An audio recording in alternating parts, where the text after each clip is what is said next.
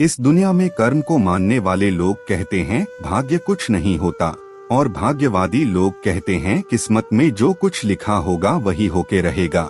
यानी इंसान कर्म और भाग्य इन दो बिंदुओं की धुरी पर घूमता रहता है और एक दिन इस जग को अलविदा कहकर चला जाता है।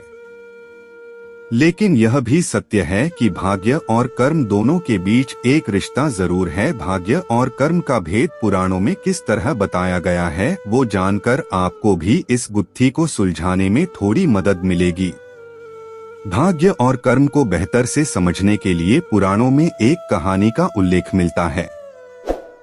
कहानी सुनने से पहले आपने अपना चैनल सब्सक्राइब नहीं किया हो तो सब्सक्राइब करें। अगर आपने पहले से ही सब्सक्राइब किया हो तो तहे दिल से धन्यवाद। देर न करते हुए कहानी को शुरू करते हैं। एक बार देवर्षि नारद जी वैकुंठ धाम गए। वहां उन्होंने भगवान विष्णु का नमन किया। नारद जी ने श्रीहरि से कहा, प्रभु, पृथ्वी पर अब आपका प्रभाव कम हो रहा है।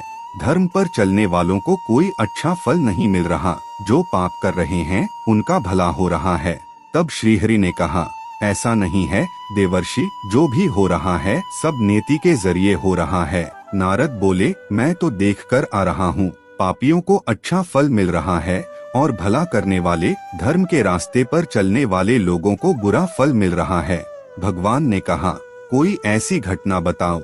नारद ने कहा, अभी मैं एक जंगल से आ रहा हूँ। वहाँ एक गाय दलदल में फंसी हुई थी। कोई उसे बचाने वाला नहीं था। तभी एक चोर उधर से गुजरा। गाय को फंसा हुआ देखकर भी नहीं रुका। वह उस पर पैर रखकर दलदल लांघकर निकल गया। आगे जाकर चोर को सोने की मोहरों से भरी एक थैली मिली। थोड़ी देर बाद वहाँ से एक वृद्ध साधु गुजरा।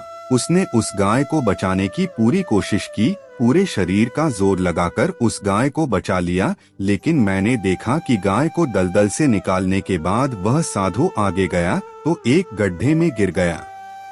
प्रभु, बताइए यह कौन सा न्याय है?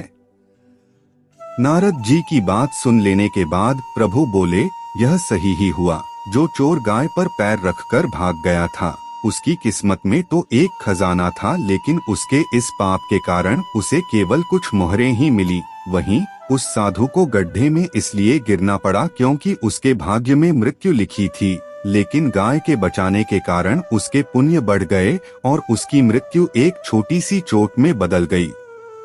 इंसान के कर्म से उसका भाग्य तय होता है।